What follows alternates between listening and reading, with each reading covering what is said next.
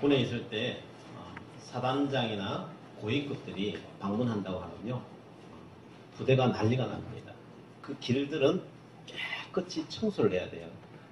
그것도 그 전날 청소하는 게 아니고 일주일 내에 청소를 합니다.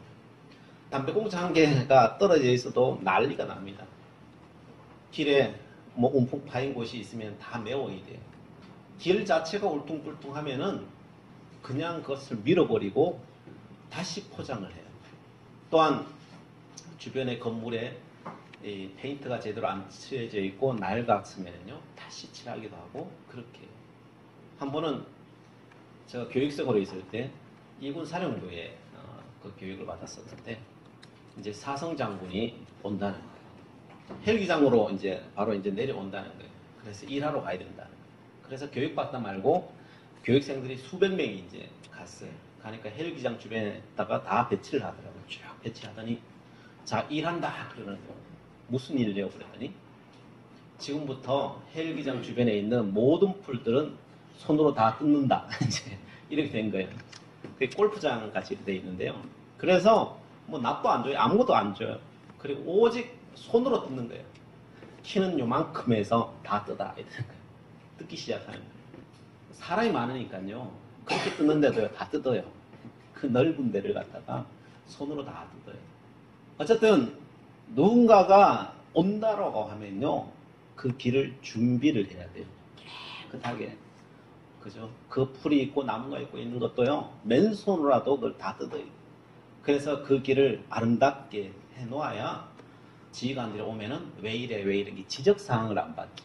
대통령이 온다 그러면은 없는 도로도 만들어 버리죠. 나라에 대통령이 온다 그러면 어때요? 우리도 옛날에 보면은 못 살 때 뒤에는 초가집인데 앞에는 뭘 져요? 빌딩을 짓죠. 빌딩을 져. 그 마포대로에 그 빌딩 왜 있겠어요? 외국 대통령들 오니까요. 보여줘야 되니까 그 빌딩을 세워버리죠. 네. 마찬가지예요. 예수님이 이 땅에 오셨어요. 예수님이 이 땅에 오셨는데 만왕의 왕이 이 땅에 오셨는데 준비해야 될 거 아니에요? 준비를 해야죠. 그냥 오시면 안 되잖아요. 적어도 만왕의 왕이 이 땅에 오시는데 온 세상을 구원하실 만왕의 왕이 이 땅에 오시는데 그냥 가만히 앉아있으면 안 되죠. 그래서 마가복음을 쓰는 이 마가는 이야기하는 거예요. 이 주님께서 이 땅에 오시는데 만왕의 왕이 이 땅에 오시는데 그 길을 준비하는 자가 있어야 된다. 그래서 마가는 지금 세례 요한 이야기를 하는 거예요. 세례 요한. 세례 요한이 뭐냐? 세례 요한이 누구냐? 바로 그 왕의 대로를 닦는 자라. 그 길을 준비하는 자라. 적어도 마가는 예수 그리스도는 만왕의 왕인 거예요. 이 땅의 모든 죄를 다 짊어지고 가실 만왕의 왕이신 거예요. 우리에게 모든 평안함과 세상의 승리함을 주시는 만왕의 왕이신 거예요. 다른 복음서에서는 예수님의 탄생부터 이렇게 이야기를 해요. 그런데 마가는 예수님의 탄생 이야기를 싹 빼버려요. 그러면 세례 요한을 집어넣는 거예요. 왜 그래요? 예수님은 우리의 만왕의 왕이시기 때문에 그 길을 준비해야 될 사람이 있어야 돼요. 그 사람이 바로 세례 요한이라는 거예요. 그래서 2절 말씀에 이렇게 말합니다. 내가 내 사자를 내 앞에 보내노니 그가 내 길을 준비하리라. 내 종을 보낸다는 거예요. 그 종이 누구냐? 내 앞에 보내는데 바로 그 세례 요한을 내가 보내는데 그가 내 길을 준비한다는 거예요. 깨끗하게 하시고 또한 그 모든 길을 준비해서 예수님께서 오시기에 가장 합당하다. 또한 그분에게 모든 것을 넘겨드릴 수 있도록 그렇게 준비하는 자로 세례 요한을 세우셨다는 겁니다. 이스라엘 백성에게 있어서 가장 그 당시에 절대적인 사람이 있었다면 바로 세례 요한이에요. 세례 요한은요, 그 당시 사람들에게 있어서 절대적이에요. 세례 요한이 무슨 말을 했다 그러면은 그건 진짜예요. 뭔 말을 한마디만 해도요, 그게 진짜예요. 세례 요한의 그 말의 권위를요, 엄청나게 하나님께서 실어주십니다. 사실 예수님이 내가 하나님이다 그러면은 믿겠어요? 뭐 이런 이야기 해서는 좀 그럴지 모르지만은 중이 제 머리 못 깎는다 그러잖아요. 그죠? 자기가 자기라고 말하면은 누가 믿어주겠어요? 그죠? 그런데 누군가가 힘과 권력이 있는 사람, 그 사람 말이라면 누구나 다 믿는 사람이 와서 저분은 하나님이다 라고 말하면은 믿을까 안 믿을까요? 더 신뢰성이 없는 준비하는 자로 하나님께서는 세례 요한을 세우십니다. 어떻게 하면은 그런 일이 일어날 수 있을까? 어떻게 하면 세례 요한과 같은 사람이 생겨날 수 있을까? 참 궁금하지 않으세요? 하나님께서는 어떻게 세례 요한을 그 길을 닦는 자로 어떻게 만들어 나가시는가? 우리는 살펴보기를 원합니다. 세례 요한은요, 태어나면서부터 사명을 받은 자.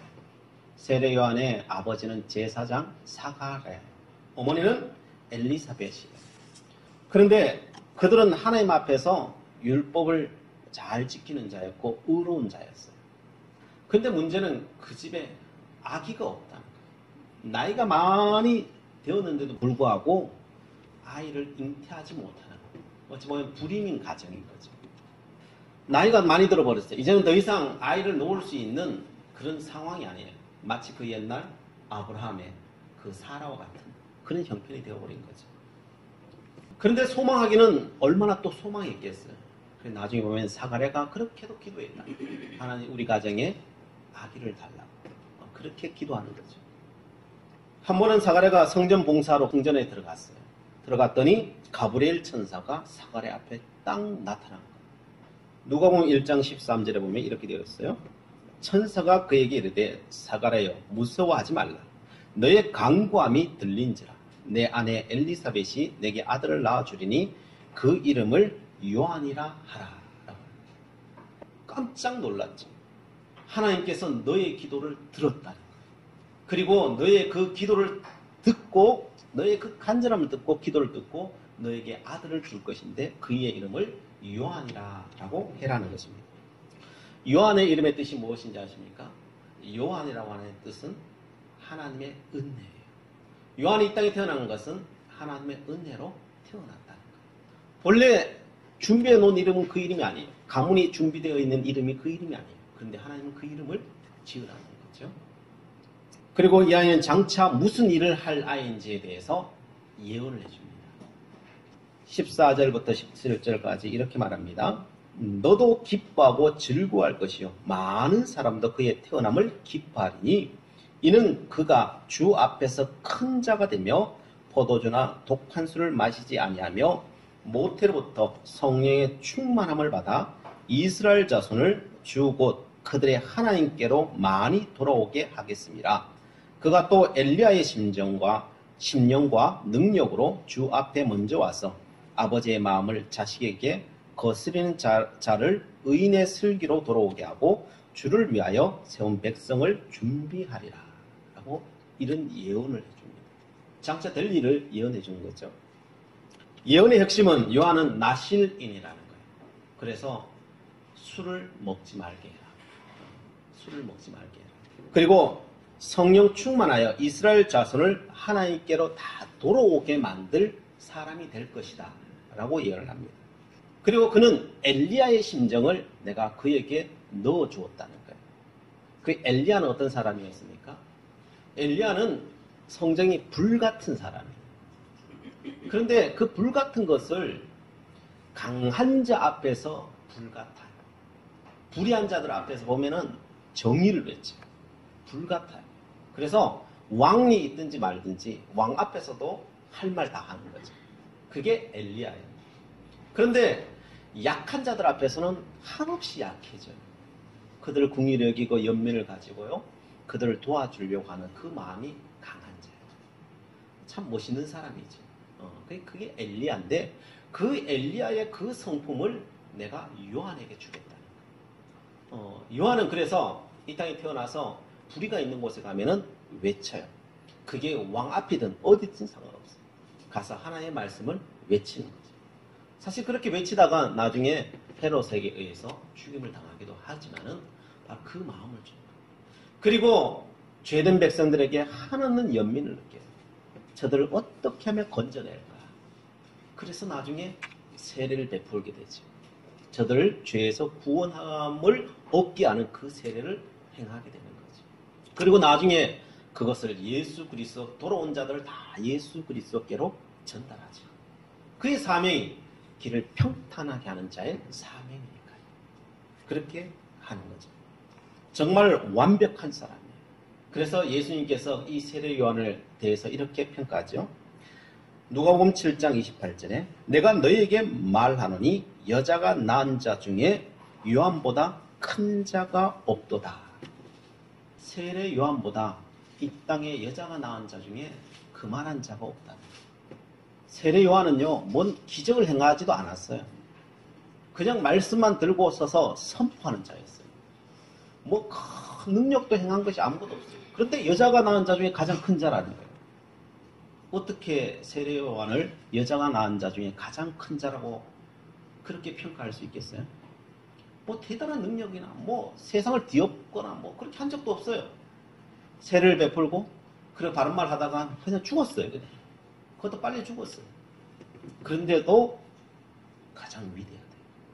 이유가 뭘까요? 그 이유는 자기가 서 있어야 될 자리에 정확하게 그 자리에 서 있는 사람. 많은 일을 하는 것도 중요해요. 그런데 정확하게 자기의 역할을 감당하는 사람은 별로 없어요. 많은 걸 받으면 어떻게 해요? 사람들은요, 그걸 넘어서 버려요. 대부분 그렇죠. 그죠? 넘어서 버려요. 그런데 세례 요한은요, 자기가 무슨 역할을 해야 될지, 이 땅의 삶을 어떻게 살아야 될지, 자기의 크기가 얼마나인지를 정확하게 알고 정확하게 행해요. 그리고 어떻게 해요? 정확하게 예수님 앞에 넘겨드려요. 이게 쉬울 것 같아요? 이것만큼 어려운 게 없어요. 이걸 해낼 수 있는 사람이 누가 있을까요? 정말 힘들어요. 근데 세례 요한은요, 정확하게 그것을 해내요. 그래서 세례 요한은 위대한 거예요. 그래서 여러분 남들이 뭘 하고 뭘 하는 것에 대해서 너무 부러워하지 마세요.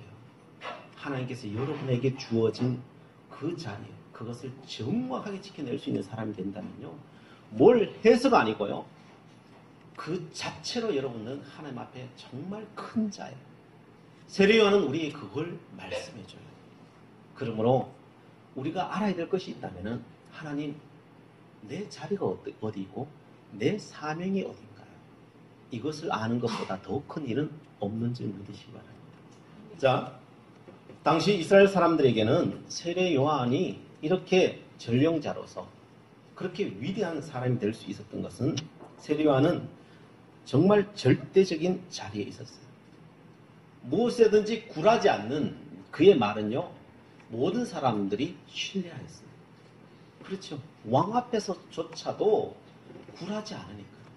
그냥 광야에서 그냥 외치는 자 있는데, 근데 왕 앞에서도 굴하지 않아요. 저 사람이 무슨 말을 하면 다 믿어요. 그렇기 때문에 예수님께서 나중에 그 세례 요한의 이야기를 이렇게 이야기하면 들어요. 한 번은 대제사장들이 예수님을 공격해요. 장로들과 다 공격하기 시작해요. 그러자 예수님께서 이렇게 말씀하세요. 사람들이 무슨 권위로 너가 이런저런 일을 하느냐 그랬더니, 예수님께서 마태복음 21장 25절 26절에 이렇게 말합니다. 요한의 세례가 어디로부터 왔느냐? 하늘로부터냐? 사람으로부터냐? 그들이 서로 의논하여 이르되, 만일 하나님으로부터 하면 어찌하여 그를 믿지 아니하였느냐 할 것이요, 만일 사람으로부터 하면 모든 사람이 요한을 선지자로 여기니 백성이 무섭다 하여 예수께 대답하여 이르되, 우리가 알지 못하노라. 예수님도 공경에 처하니까요, 누구를 데리고 와요? 지금 죽어서 없어요. 없는데 세례 요한의 이야기를 데리고 온 거예요. 세례 요한 이야기. 세례 요한의 이야기를 가지고 이야기했더니 사람들이 입도 뻥뻥 못하는 거예요. 왜요? 세례 요한의 이름이라고 하는 것이 그만큼 권위가 있는 거예요. 세례 요한의 이름만 갖고 와도 사람들이 그 앞에서 말을 못해요. 잘못 그 이름을 건드렸다가는 도리어 민중 봉기가 일어날 정도. 모든 백성이 세례 요한의 말은 믿으니까. 그의 말에 권위가 있고 절대적이 있어요. 그럼 어떻게 이런 사람으로 태어날 수 있냐? 어떻게 이런 사람으로서 이 땅의 주의 앞에 와서 그 일들을 감당할 수 있는 사람이 되었냐는 거죠.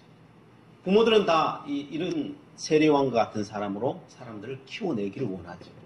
정말 이 땅에 한 번 사는 인생, 정말 이와 같이 세례요한과 같이 그런 사람이 되었으면 좋겠다라고 하는 것이 다 부모의 어떻게 보면 욕심일 수도 있겠죠. 그죠? 그런데 그가 어떻게 그렇게 됐느냐는 거예요. 우리가 요한의 이름처럼 첫 번째는요, 하나님의 은혜예요. 이 땅을 사랑하시고 인도하신 하나님의 은혜로 세례 요한이 이 땅에 왔다는 거예요. 뭐 다른 거 쭉 더 설명할 수 있겠지만은 그 모든 걸 다 합쳐도 하나님의 은혜의 손길을 넘어설 수가 없어요. 세례 요한이 이 땅에 태어나서 그 일을 감당할 수 있었던 것은 딱 하나예요. 하나님의 은혜로 말미암아. 그래서 이름을 요한이라 지라고 합니다. 그것이 어떤 이유가 아니라는 거예요. 하나님의 은혜로 왔다는 거예요. 오늘도 마찬가지예요. 오늘 우리가 서 있는 자리든지 남들이 서 있는 자리든지 이 땅의 세상에 굴러가는 것이라든지 이 모든 것은 어디에 있을까요? 하나님의 은혜와 섭리 속에 있어요. 그런데 이것을 인정하기가 쉬울까요? 어려울까요? 이게 인정하는 게 사실 쉽지 않아요. 인정하는 게 쉽지 않아요. 왜요? 내 마음에 안 맞거든요. 내 마음에. 불편해요. 내게 주어진 사람이든지 내게 주어진 환경이라든지 이 모든 것들이 다 불편해요. 내 뜻대로 안 되니까요. 그 인정 못하니까 어떻게 해요? 거기에 화풀이를 당하는 거죠. 화풀이를 당해요. 그런데 그게 무엇일까요? 그렇게 하고 살아가면 힘들어요. 우리는 이 땅이 하나님의 은혜와 섭리 속에 있다니까요. 그것을 인정하는 자가 행복한 사람이고 그것을 인정하며 살아가는 사람이 정말 하나님의 뜻 가운데 살아가는 사람입니다. 사도행전 26장 14절에 이렇게 말씀해요. 우리가 다 땅에 엎드려짐에 내가 소리를 들으니 히브리 말로 이르되 사울아 사울아 내가 어찌하여 나를 박해하느냐 가시체를 뒷발질하기가 내게 고생이니라. 이 사도 바울 이야기예요. 예수님 만나기 전에 이제 담에서 예수님 만났어요. 막 박해하다가 그 환경이 도저히 이해가 안 가거든요. 그래서 다 잡아 죽이리라. 예수 믿는 사람들 다 잡아 죽이리라. 그러면서 다메섹까지 저 멀리 가 있는 사람들을 다 잡아 죽이기 위해서 문서 가지고 쫓아가고 있었던 거죠. 그때 예수님이 나타나셔서 하신 말씀이에요. 사울아 사울아 내가 어찌하여 나를 박해하느냐 가시체를 뒷발질하기가 내게 고생이니라. 너가 너의 삶 속에 이루어지는 거 그게 그렇게 불만이니 그래서 그렇게 뒷발질하면 어떻게 되겠어요? 가시체를 자꾸 밟는 거예요. 내 상황과 형편을 인정하지 못하고요. 이 가시체라고 하는 것은 채찍질할 때 그 끝에 달려있는 뾰족한 살점이 뜯어져 나오게 만드는 그 뾰족한 걸 뭐라 그래요? 쇠조각이에요. 쇠조각. 그 쇠조각을 발로 자꾸 차니까 어떻게 되겠어요? 누구만 손내요? 발로 차는 사람만 손내요. 상처만 날 뿐이에요. 우리의 인생이 그렇다는 거예요. 사도 바울이 지금 하고 있는 게 그거 하고 있다는 거예요.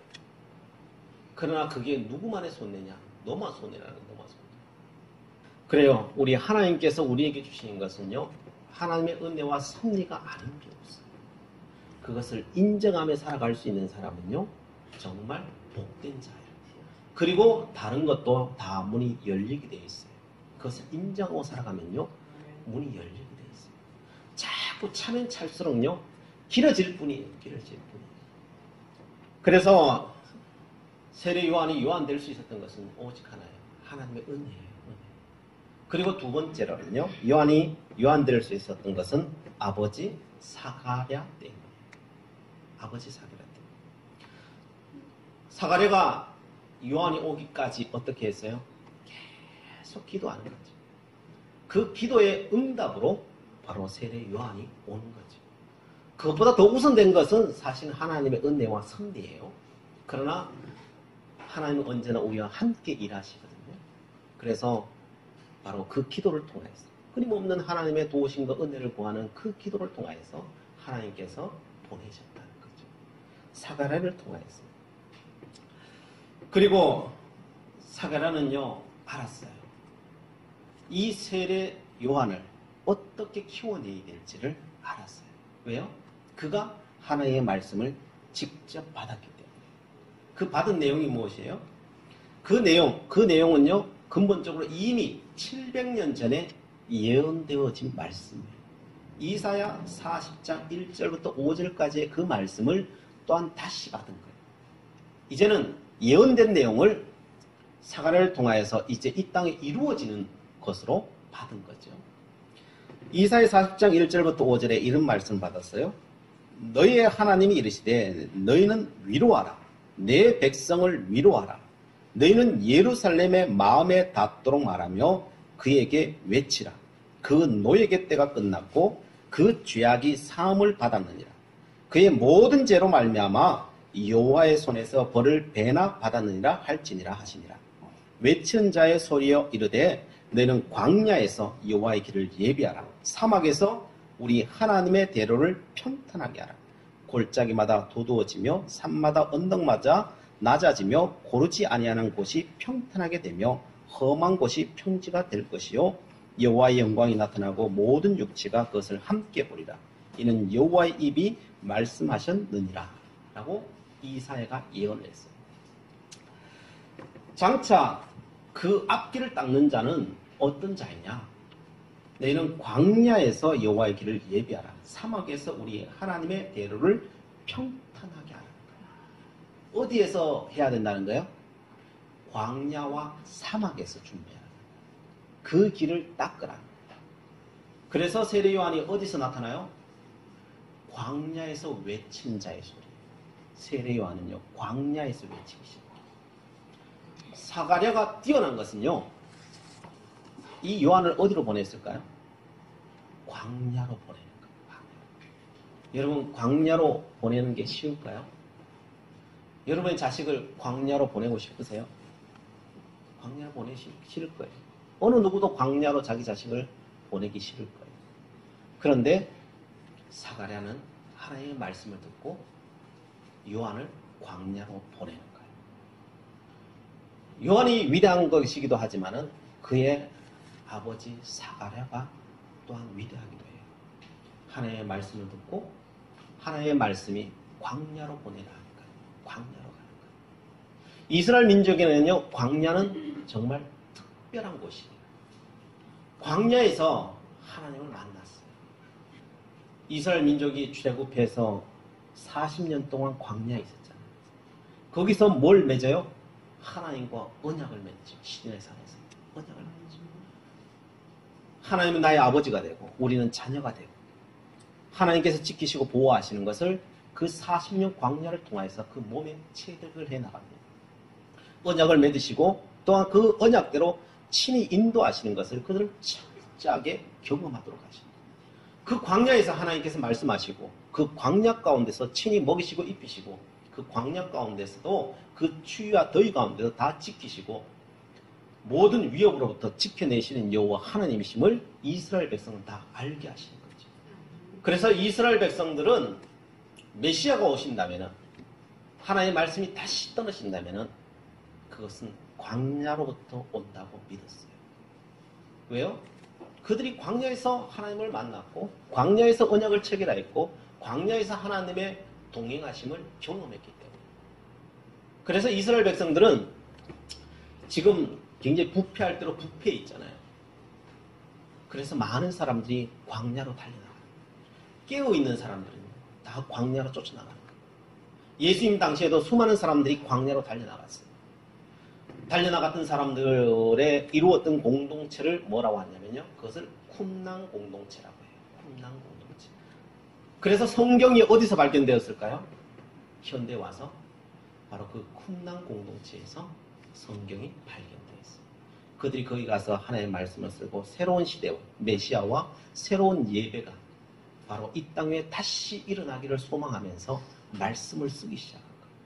그것을 두루마기를 항아리에 담아놨는데 그것이 2000년이 지나서 발견되었던 거죠.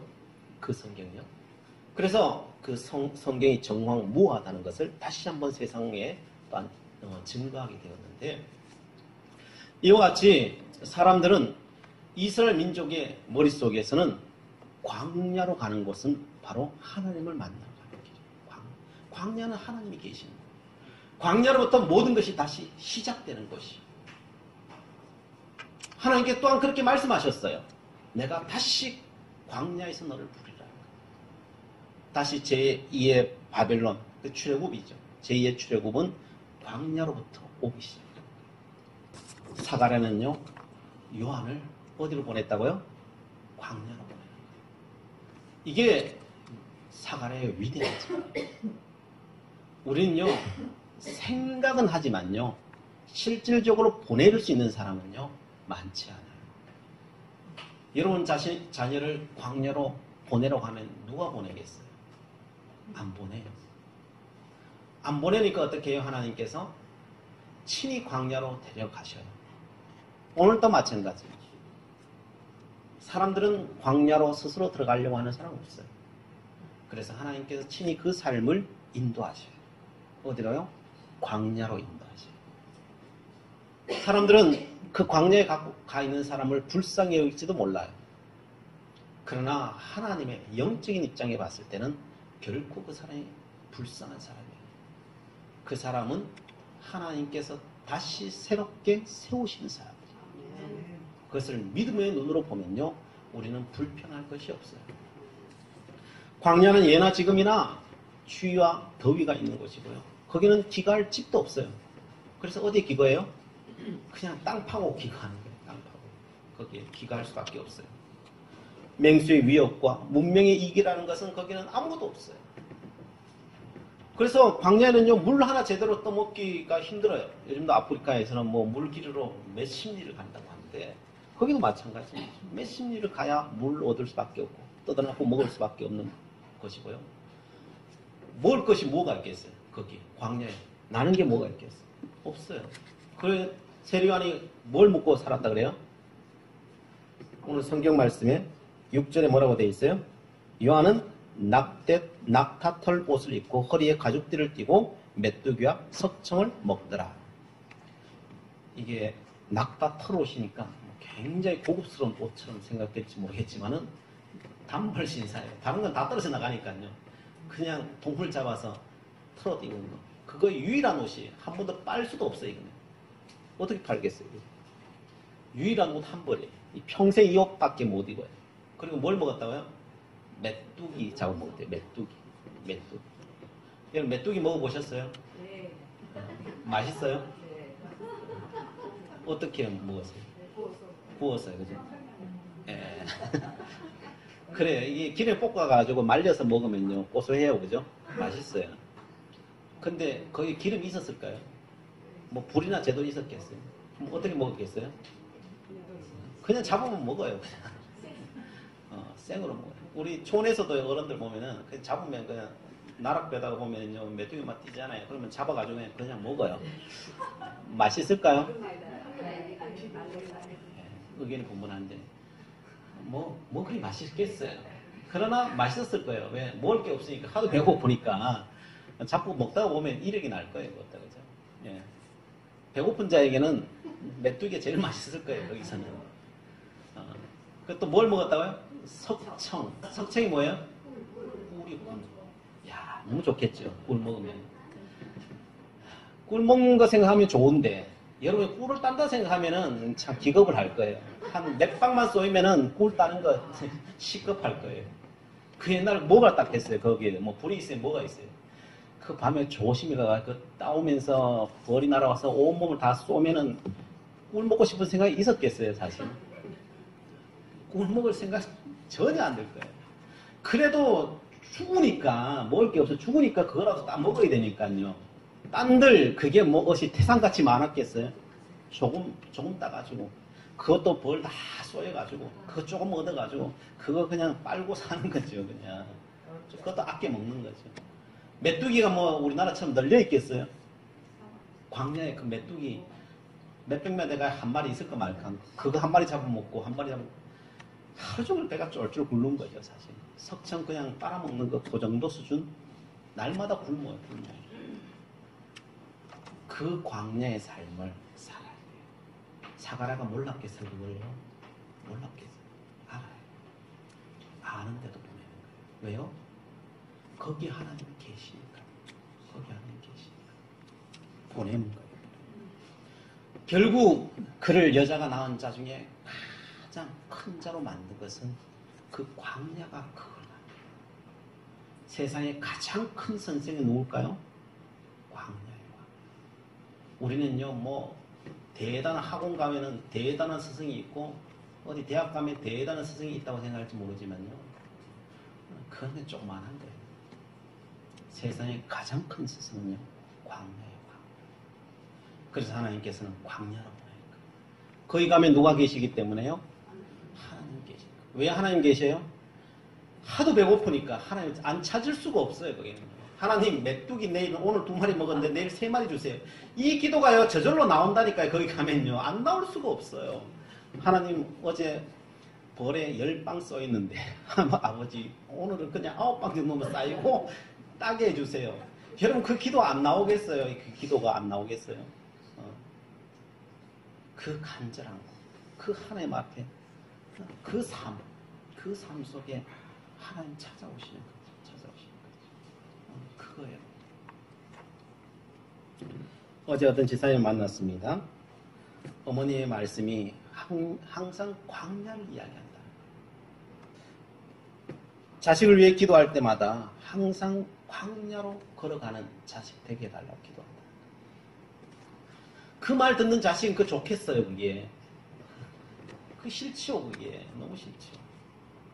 그런데 결국 어머니의 기도대로 되더라는 거예요. 광야로 가더라는 거예요. 그러나 그 광야에 가니까요, 하나님이 계시더라고요. 그 광야에. 자신의 의지와 상관없이 모든 일이 진행되더라는 거예요. 생각지도 않은 일들을 자기가 맡게 되었다는 거예요. 자기 전공도 아닌데 그걸 맡게 되더라는 거예요. 그런데 이상하게 풀리더라는 거예요. 사람들이 자기를 보는데 자기 잘한 것만 보는 것 같더라고요. 자기 못난 거, 부족한 거는 그냥 누군가가 다 가리는 것 같더라고요. 자기는 그런 사람이 아닌데 그런데 세우더라는 거예요. 자신의 자리가 어려워질만 하면요, 자기도 모르는데 그냥 이렇게 쭉쭉쭉 움직이는데 지나고 나니까 어려워지고 지나고 나니 어려워져서 하나 옮기셨다는 걸 그냥 보는 거예요. 그냥. 뭐 자기가 한 게 아니고 그냥 그래 되는 거예요. 지금은 최첨단 스마트폰에 들어가는 기기를 점검하는 사람이 되어 있더라는 거예요. 자기는 아무것도 아닌데 되어 있더라는 거예요. 본인은 말해요. 이게 있을 수 없는 일이라는 거예요. 아무리 생각해도 있을 수 없는 일이라요. 그런데 여기가 끝이 아닌 것 같다라고 이야기해요. 나는 모르겠지만은, 하여간 내 인생은 모르겠지만은 여기가 끝이 아닌 것 같다는 거예요. 왜요? 그의 어머니는 계속 기도합니다. 하나님이 그의 인생을 인도하시니까요. 왜요? 광야로부터 인도하시니까. 어디로까지 인도하실지 자기 자신도 모릅니다. 어디에서 이런 일이 일어나기 시작했습니까? 광야로부터라는 거예요. 무엇이 잘 됐느냐 잘못되었느냐를 이야기하자는 게 아니에요. 광야에서 믿음이 생겼다는 것입니다. 이제는 믿음이 무엇인지 조금 감이 온다는 거예요. 감이 온다는 거예요. 그래서 이제는 순종할 수 있는 용기가 생겼다는 거예요. 마가는 말하고 있습니다. 지금 고난당하고 있는 그 시대 사람들에게 말하는 거예요. 광야에 있다고 생각하십니까? 그 자리가 주님을 만나는 자리임을 마가는 지금 전하고 있는 거예요. 세례 요한을 통하여서 지금 우리에게 전하고 있는 것입니다. 광야의 자리에 있습니까? 그 자리에 서 계십시오. 그 자리가 하나님의 은혜의 자리요, 하나님과 동행하는 자리이심을 깨달을 수 있기를 바랍니다. 하나님의 언약을 따라 역사하심을 그 자리에 서 있는 사람들은 보게 될 것입니다. 그리고 느끼게 될 것입니다. 그리고 하나님께서 친히 여러분들을 승리의 자리로 인도하실 것입니다. 기도하시겠습니다. 사랑의 하나님 감사합니다.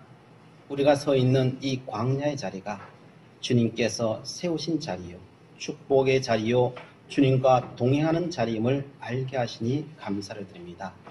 저희의 눈을 더 밝혀주시사 그 길을 믿음으로 걷게 하시고 아버지 하나님의 이루심을 저희들 보게 하시고 누리게 하여 주시옵소서. 예수 그리스도의 이름으로 기도드리옵나이다. 아멘.